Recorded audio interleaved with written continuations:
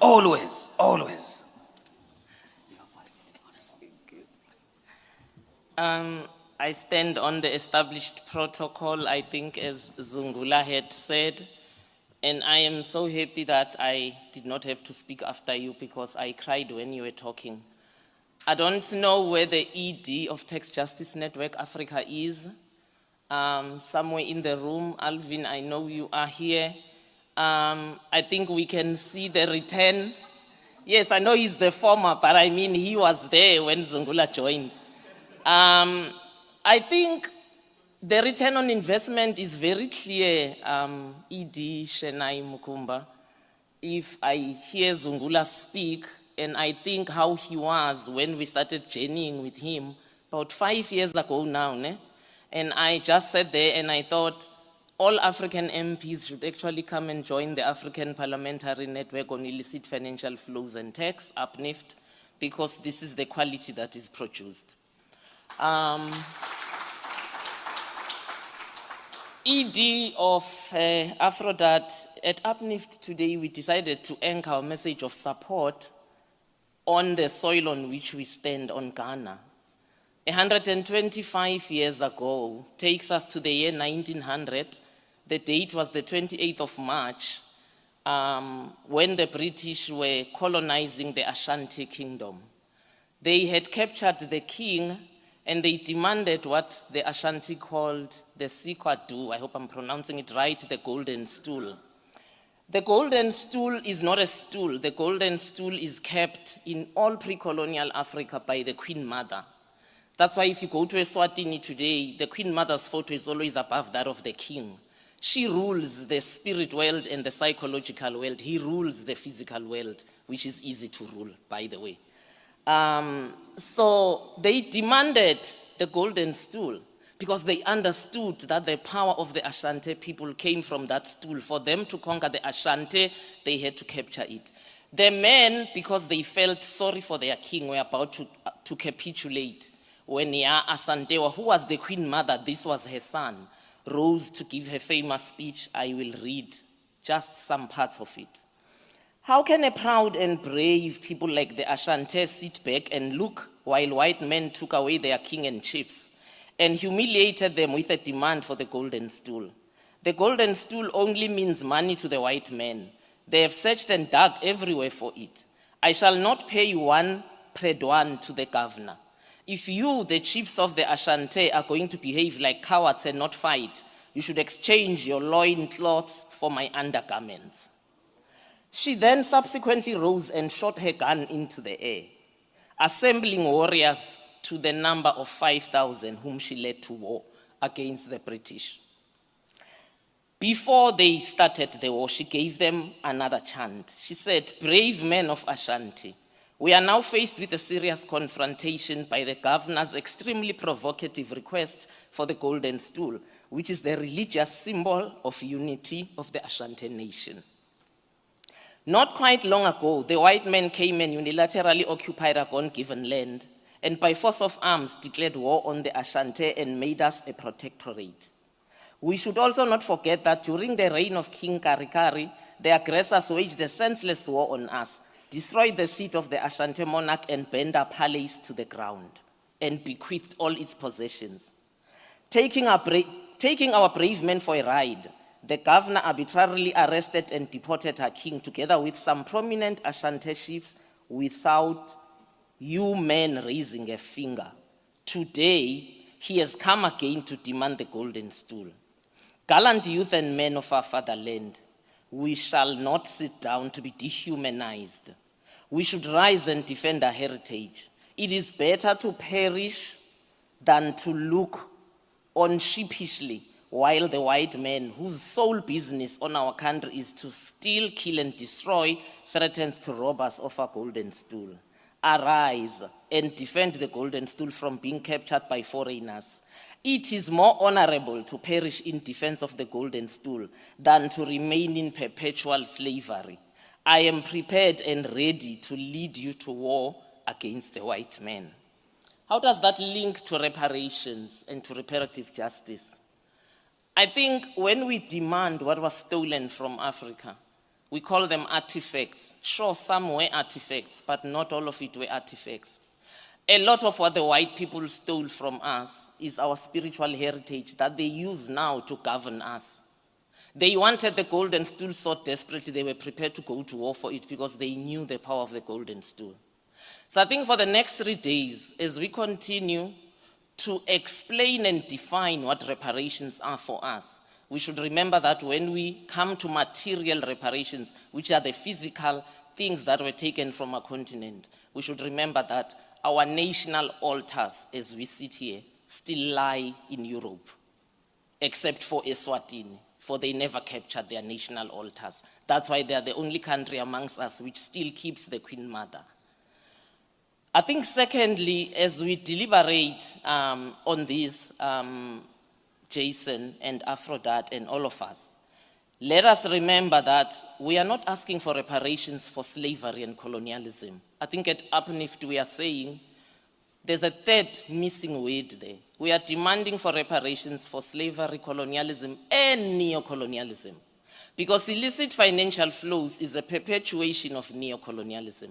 They were prepared to remove the colonial administrator, the colonial soldier, and their flag because they already knew that they have a second new way, which is what neo means. They have a new way on which they will extract resources from us.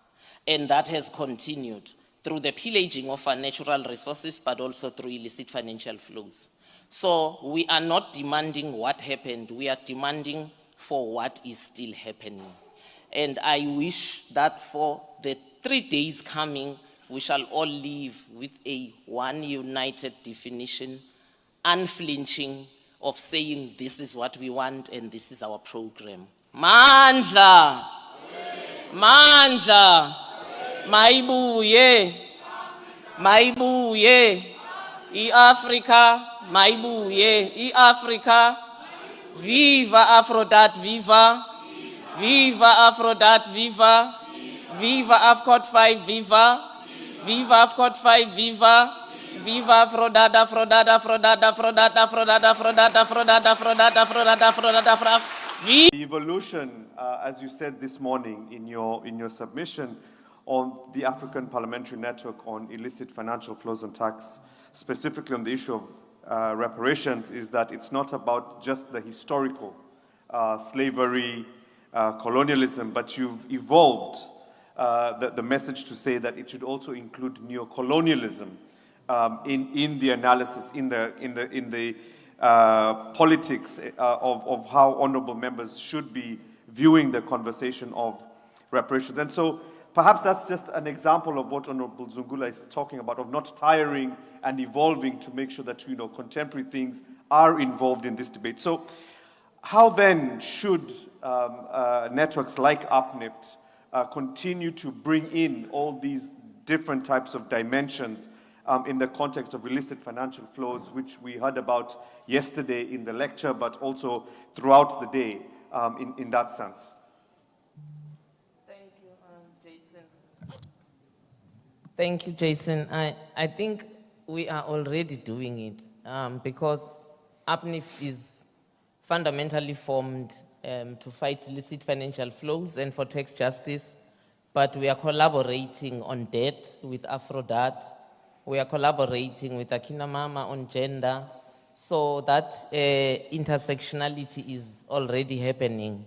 But I think that for me, it's important that we all agree what is reparations, and that's not an UPNIFT issue. That's why I said this morning, I hope by the 3rd day, we shall be very clear that when we say reparations, this is exactly what we mean. What are the categories? Because it's not just monetary. So I think in my trying to grapple with the concept, I actually, in the end, arrived on 4 things that if we all agree that there is a part that deals with restitution, and by nature, restitution means repairing what was broken. If you take Edo State in Nigeria, for instance, the Kingdom of Benin, I mean, it was looted. It is said that they took between 5,000 and 7,000 objects, and those were the ones that were being ticked off.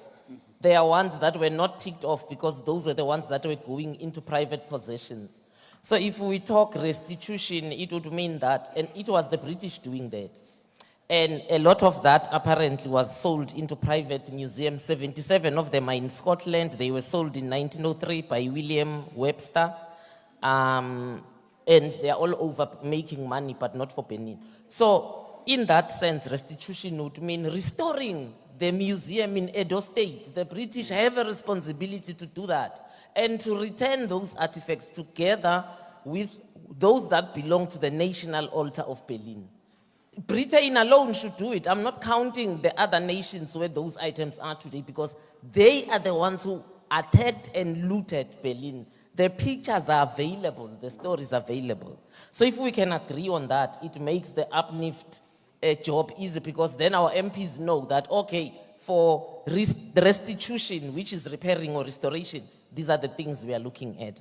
The second one I arrived at was compensation, the one that's more popular. But even compensation, it's not just monetary.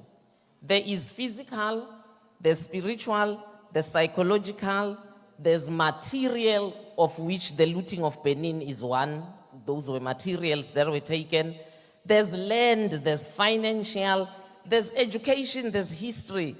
Fellow Africans, do you watch documentaries and you see CGTN or Al Jazeera or Russia Today interview Europeans on this matter? On the streets, Europeans today say, oh, it was legal at the time, these things are already with us. Why are these Africans hustling us? These things must just stay here, they must just move on. You know, as if it's an orange that was stolen. So for me, if we can agree that compensation covers all these things and not just the financial, education. I don't know why we still teach Africans about Pythagoras as if Pythagoras was a white man. But he was not a white man. He was Kemetian, what they have code-named Egypt. So that, for me, that compensation, the education system should change. And it's not, the onus is not just on Africa because we didn't invent this education system. The onus is on them too. Because that's what they teach their children who truly believe that colonization civilized us. I don't understand why in South Africa, you know how hard the ANC tried to rename Pretoria to Tshwane. Each time that board was put up, the Afrikaners would spray paint it or whatever until the ANC just gave up. So there is an inability to admit the wrongs that were done by white people. And only us, under this category of compensation, only us can force them. History needs to change also. I don't understand why we still say the Goedehoop, the dromedaries, and the Drakensteen, those three ships I had to cram from Sub-A in South Africa. They arrived in South Africa in 1652. No, they did not arrive. They came to colonize and grab the land. We need to put perspective to these things. We need to decolonize language. And for me, that falls under compensation. And then there's rehabilitation. Rehabilitation should be medical and legal. It has to be medical because we have whole populations in Africa that you move into that Kimberley. You go to Kimberley and the first thing that strikes you is how depressed and hopeless the people are. But that's where the diamonds came from. I mean, the diamond industry boomed. They raped Kimberley to the bone. Actually, what's left of that mine in Afrikaans, if you translate it into English, it's called a big dark hole. That's what is left. So for me, rehabilitation has to be medical and legal. We need to look at the survivors, not victims of colonialism, and they are there. And then it has to be statutory. I think Zungula touched on this. But statutory for me goes to what Tax Justice Network Africa is actually busy with now. And I'm glad that the ED, Shanai Makumba, is still in the room. Because statutory means changing the global financial architecture. Because if we don't change the global financial and political architecture, it means we continue to allow Africa to suffer racism at the global level. So there is nothing that Africa is going to do that will succeed because the racism at that level stops it.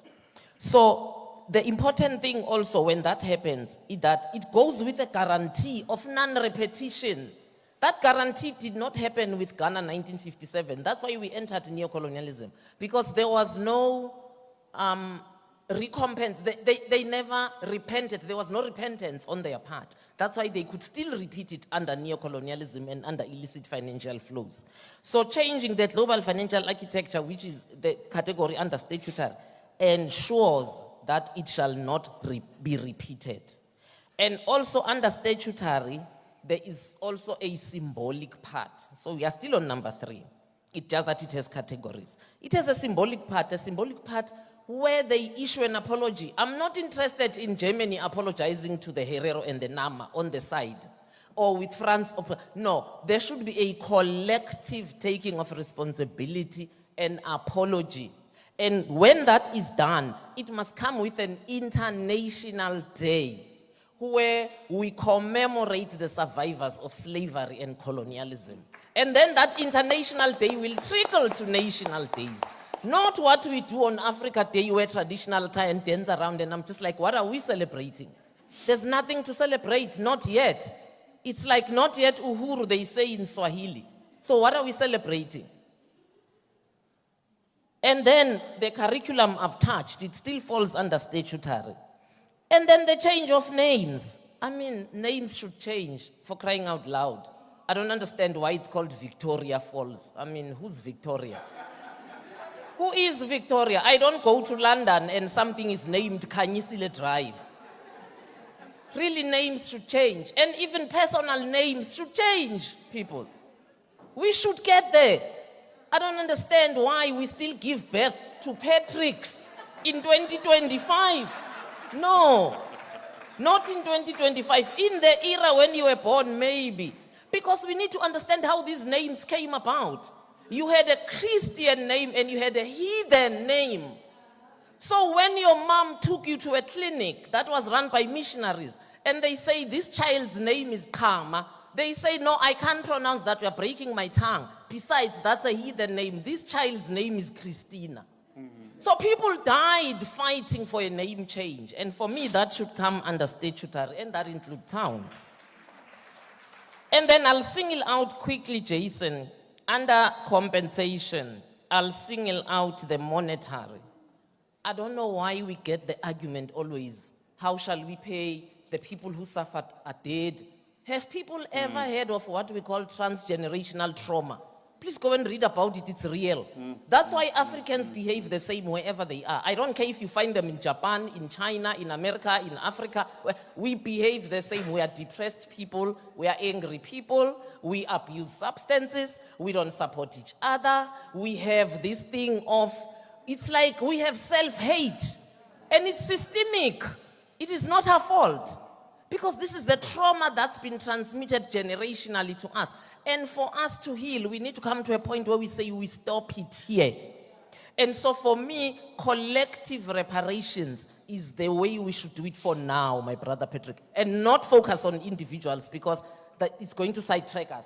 Individual reparations for now, it's not going to work for us. Collective, like I made the example of Benin, like I can make the example of pyramids in Sudan. I'm sure you know as we sit here that there are more pyramids in Sudan than there are in Egypt.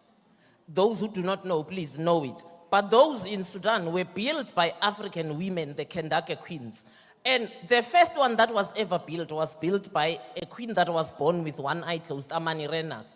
That pyramid had so much wealth inside of it, and it survived until in 1897, it was plundered and bombed by an Italian explorer and wealth collector. They even had these criminals, they gave nice name, explorer and wealth collector. Giuseppe Fellini. He plundered that pyramid. Oh, they actually also called them treasure hunters. He bombed it, took everything in it. We still do not know. Italy must tell us. I know that the president of Italy was talking so much about the one in France. We actually need to ask her to find the descendants of Giuseppe Fellini for us, because we want the contents. So for me, though, that's collective. You know where the Shona land is in Zim. You know what was done to Shona land. So for me, to pay reparations to Shona people as a collective is easier. To pay reparations to Zulu people, it's easier. The desecration of Matobo Hill, sacred for Shona people, it needs to be paid for. So we know how to articulate collective reparations, Jason, and not individual ones. So, last minute, just a reminder, we said they can happen in 4 parts: restitution, compensation, rehabilitation, and statutory. If we all adopt a definition by the time we leave here, then it's easy for UPNIFT. For me and Zungula and the MPs who are here, we know what to tell our MPs to fight for. But as long as it is loosely flung and we don't know what it is somewhere at the back of our minds, our job is not easy. Thank you. Thank you. Thank you very much, Honorable Khanyisile. With the easy question. But very briefly, I'm sorry, now I have to be a little bit stern. I'm so sorry. Can you trust, thing is the response might not be that quick to the question. Can you trust Parliament? You need to change the structure. I played a game once in Arusha in a meeting of NGOs, and I was with Honorable Shidagwa, and Jason, you were there, where we said to people, put your phones down and talk to me about the name of your electoral system, how it works, what are its gaps, what are its strengths. They could not. They couldn't. So if you are using a system as citizens that you yourself do not understand, how do you think that system is going to deliver anything effective for you? That's one. Because I sit here and tell you that it is not Parliament in itself, it is the system that Parliament uses. If you go to Parliament through a political party, and your party becomes the ruling party, those people that you see in Parliament whom you call ministers, in the party, they are your leaders. So do you really, sitting there, think that that MP is going to challenge that minister in Parliament, knowing that when they go back to the party, that's the very person that holds the key if you're coming back here as an MP or not? Let's be real if we want to solve this problem and put it on the table and not gloss over it.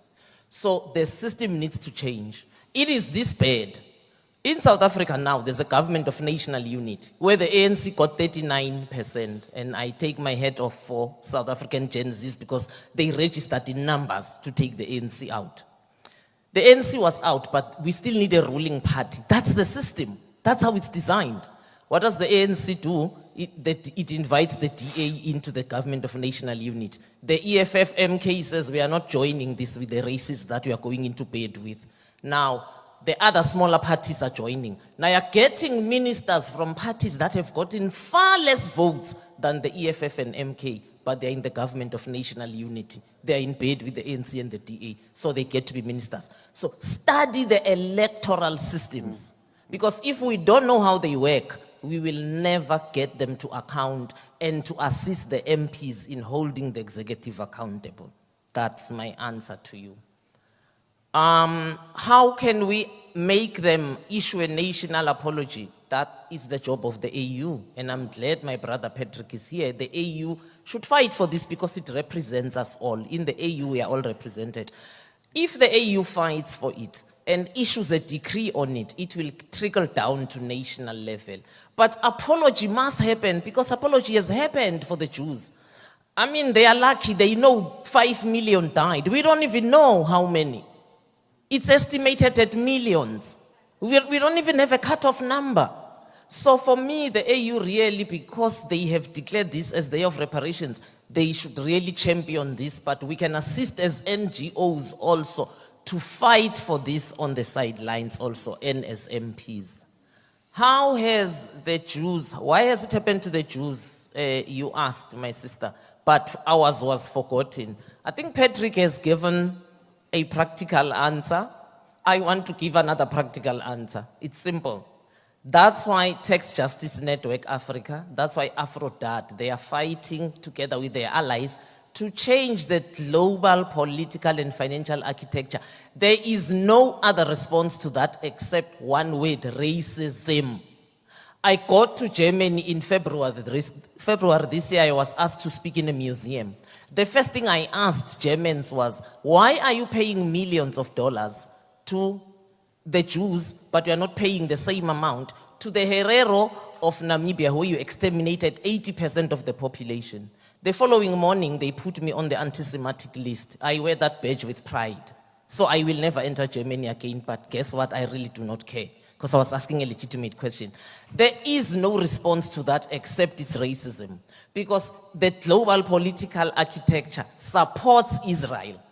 So whatever Israel does is right because America and Britain stand with them. That's why their cause is not forgotten. If you look at the news right now, the atrocities committed in Gaza and those committed in Ukraine, which one far outweighs the other? But what is the West reporting in their media? Ukraine. Do they report on Gaza? Maybe, yeah, I don't know. I mean, Israel is even telling us this is not genocide. Starving a whole population is not genocide. So for me, it's global financial and political racism, which is why we need to join the support of AfCoDD and TJNA to really demand for a change in how the world is run. Then we can do the other things that Patrick raised and talked about, but we need to change it at that global level. Because how we don't even have a name, are you aware? For the Jews, it's easy. If you say anything about the 5 million, you're anti-Semitic. It's easy. Do you know we don't even have a word for the crimes committed against us? Tell me one word. You have to issue a long sentence for the slavery and for the colonialism and for the neo-colonial. We don't even have one word. So, hope I've answered the 3 questions. Thank you very much on both.